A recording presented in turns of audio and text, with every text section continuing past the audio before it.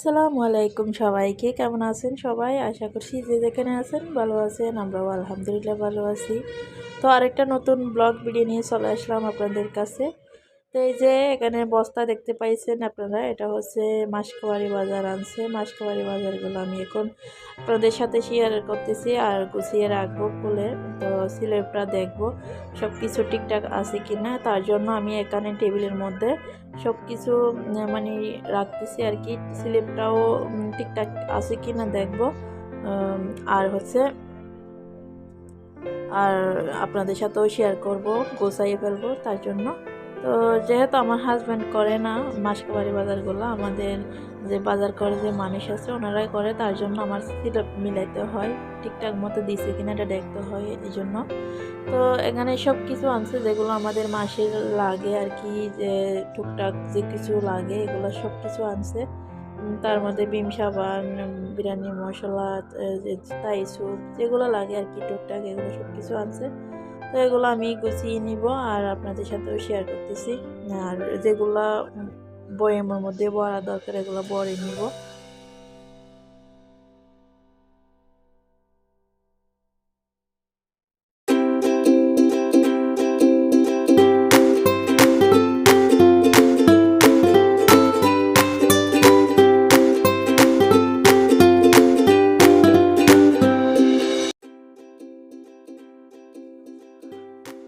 তো এই যে যেগুলো লাগবে না এগুলো আমি রেখে দিছি, মানে বাড়ি থেকে নিয়ে নিয়ে যেগুলো ইউজ করবে এগুলো এখানে রেখে দিচ্ছি। আমি যেগুলো বয়মে ভরার এগুলো ভরে নিচ্ছি। এই যে আমার চার দুধ শেষ হয়ে গেছিলো, চার দুধগুলো আমি এখন ঢুকিয়ে নিব।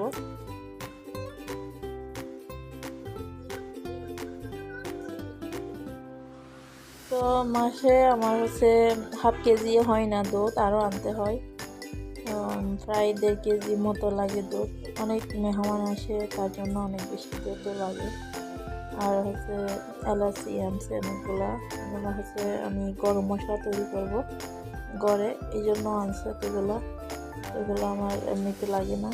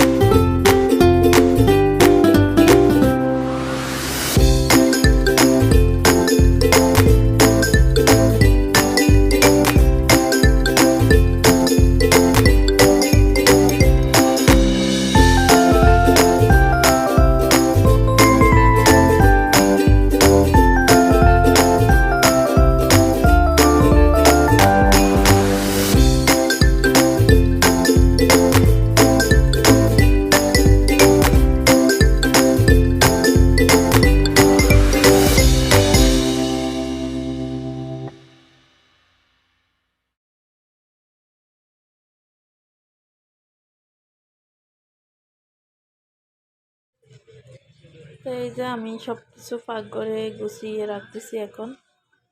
যে আমি র্যাকগুলোতে রাখি, আমার পাকঘরে কিন্তু ক্যাবিনেট নাই, এই জন্য সব কিছু মানে দেখা যায়, এলোমেলো দেখা যায় গুছিয়ে রাখলেও। তো ক্যাবিনেট রাখলে অনেক ভালো হতো। তো আমার পাকঘরটা কিন্তু অনেক বড়, লম্বার দিকে বড়, পাশের দিকে আছে মোটামুটি বড় আছে আর কি, লম্বার দিকে কিন্তু অনেক বড়। ক্যাবিনেট রাখলে অনেক বেশি সুন্দর লাগতো। তো আমার এই 3টা র্যাকের মধ্যে সব কিছু গুছিয়ে রাখতে হয়। আর অন্য মাসকাবারি বাজারগুলো আমি একটা বড় বালতিতে করে নিচে রেখে দিই। আর এগুলো হচ্ছে যেগুলো আমার প্রয়োজনীয় নিত্য প্রয়োজনের আগে আর কি রান্নার মধ্যে, সেগুলো আমি এখানে তাকের মধ্যে রেখে দিই।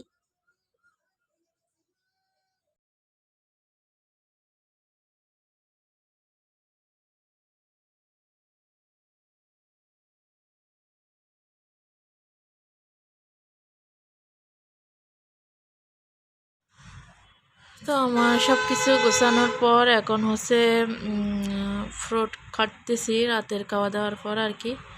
তো আমার হাজব্যান্ড এগুলো হচ্ছে বিকেলবেলা আনছিল ড্রাগন ফল, আর একটা কী ফল আমি নাম জানি না, এটা একটা বিদেশি ফল। তো এগুলো আমি কেটে দিছি এখন বাচ্চাদেরকে আর আমার হাজব্যান্ডকে। তো এগুলা হচ্ছে যে ফলগুলা আছে এগুলা দুইটা কাটতেছি হচ্ছে কারণ আর এগুলা ফাঁকি নাই, এগুলা কাঁচা কাঁচা আছে, এই জন্য দুইটা নরম হয়েছে, দুইটা নিয়ে নিয়েছি। আর ড্রাগন ফল কিন্তু আমার অনেক বেশি ভালো লাগে খেতে। এটা হচ্ছে হোয়াইট কালারটা, দুনো রকম আনছে।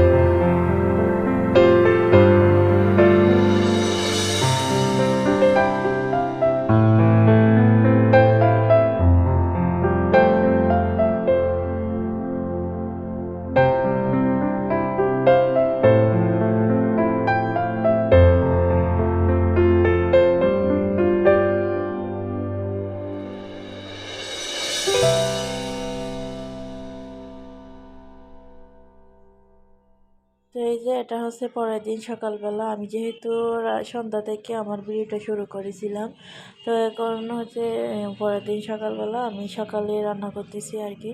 তো মুরগি রান্না করব, এই জন্য মশলাগুলো আমি কষিয়ে নিয়েছি। তো এখন মুরগিগুলো দিয়ে দিব। তো আমার চ্যানেলে অনেক মুরগি রান্নার রেসিপি আছে, তার জন্য আমি মুরগি রান্নার রেসিপিটা দিচ্ছি না এখন। তো মুরগিটা রান্না করতেছি হচ্ছে কাঁচামরিচ দিয়ে রান্না করতেছি, কাঁচামরিচ বাটা আর কি, এগুলা দিয়ে রান্না করতেছি।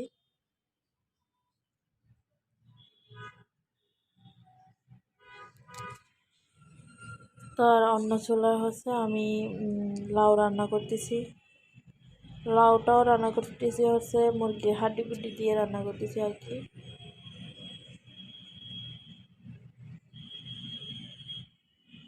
তো আমার ভিডিওটা যদি আপনাদের কাছে ভালো লাগে প্লিজ আমার চ্যানেলটা সাবস্ক্রাইব করবেন, লাইক কমেন্ট শেয়ার করবেন।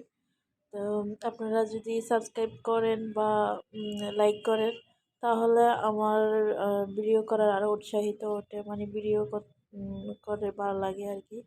তো প্রতিদিন ভিডিও দিতে ইচ্ছে করে, যে কোনো কাজ থাকুক না কেন, মানে ভিডিওটা দিতে কোনো আলসেমি লাগে না। তো প্লিজ আপনারা একটু সাবস্ক্রাইব করে দিবেন আমার চ্যানেলটা। তো এখানে মুরগির মধ্যে আলু দিয়ে দিয়েছি, নতুন আলু। এখন কিন্তু নতুন আলুটা মুরগিতে দিলে অনেক বেশি ভালো লাগে।